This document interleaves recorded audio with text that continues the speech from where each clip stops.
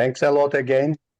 And we must skip to the education in neurosurgery session, which we will try to make some discussions.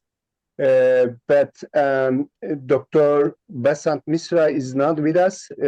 However, Dr. Kenan Arnavutovic will talk about the training in neurosurgery. Dr. Kenan. Good morning, everybody. I will today I have my formal lecture. I was just asked by Salman and Professor Salman and Professor Zileli to greet everybody. Good morning, good afternoon, Welcome. good evening from Memphis, Tennessee. We had a bad storm that is still going through, one in a lifetime, they say, yeah. But I just want to say a few words. First of all, I'm on call, so I'm joining since this morning and enjoying in this beautiful presentation and lectures. And I would like to greet everybody who is here on behalf of World Federation of Neurosurgical Societies, AC, as the first vice president.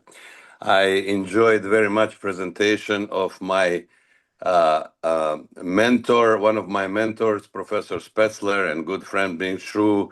I saw Professor Fegan, my partner in crime, Marco Fontanella, and all of you this morning. This is really truly a celebration of neurosurgery education. And as you know, some of you may remember when we were selecting the chairman of committees, Professor Sharif, and chairman of education committee, Dr. Zileli, there has been a lot of pushbacks. Well, today and many other days, it's a proof that this leadership has been doing great, and these two gentlemen, along with everybody else who has been participating in this excellent education symposium, is proof of a right pathway. As you know, WFNS is alive and well. WFNS AC is alive and well. We're able to weather some very complicated challenges, and we will continue to do so. As we say in the United States, we need to walk and chew the gum at the same time. But most important thing is to continue with education throughout the world, different parts of the world, different continents, different societies, and especially focus to underdeveloped parts of neurosurgical world, as well as small societies.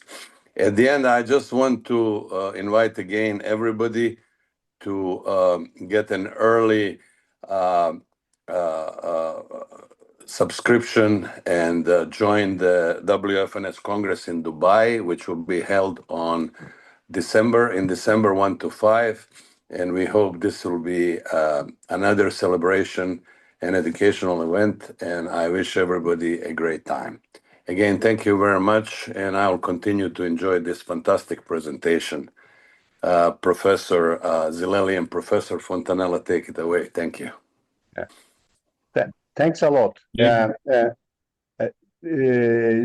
Mahmood Qureshi is with us. Actually, the education of the neurosurgery should probably change a bit than the classical way, the traditional way. What do we think about it? We have many concerns. It must not be very, very long periods, although we need post-residency education also. But we have many concerns about the education. What do you think, Dr. Mahmood Qureshi? Thank you very much. It's been a pleasure listening to such a galaxy of stars at this WFNS symposium, and I really thank you and Professor Salman Sharif for the brilliant change of paradigm in terms of global education that you have carried out. We were having, during the COVID period, many webinars, but you've changed and moved the envelope significantly, as you can see. On one sitting, you hear talks from the world authorities on almost every subject. So thank you for inviting me to share my thoughts on neurosurgical education. Coming from a background of low and middle income countries, I trained, of course, in the West, but I trained for one specific reason. And when somebody asks me, why did you not stay back in the West when you did complete your training? My answer was very clear, and it still remains, that there was a dire need for neurosurgical development in my part of the region, which is East Central and Southern African region. It is an LMIC region. And the purpose of coming back was, of course, to provide neurosurgical service, but primarily aim at developing neurosurgery. And I have to say that, as Professor Kenan just mentioned, the WFNS, through the efforts of stalwarts such as Professor Majid Sami, Professor Armando Basso, uh, uh, Professor Miguel Arraez, and others, really gave us a huge amount of support in developing neurosurgery in our region. So I'll take this 3 minute or so opportunity to declare or engage with you to share with you the approach that we have taken in the East, Central, and Southern African region. The approach we have taken is called what is the CCNS-XR, the Consortium of Collaborative Neurosurgical Sites of Training in the East, Central, and Southern African region. And I dare say that in the WFNS program or projects of education globally, this has been a unique experiment. And in fact, there was a lot of resistance when we promoted it as a project for low and middle income countries. Thankfully, the leadership of the WFNS at that time was visionary, very supportive, and gave us their full backing. So I'll just describe the reasons why we went into this consortium model. In low and middle income countries globally, and Africa, East Africa, Central Africa is no exception, there has been a huge amount of brain drain, as you know. So our brilliant minds will be found working in the US, in Europe, in Canada, in Great Britain, etc., etc.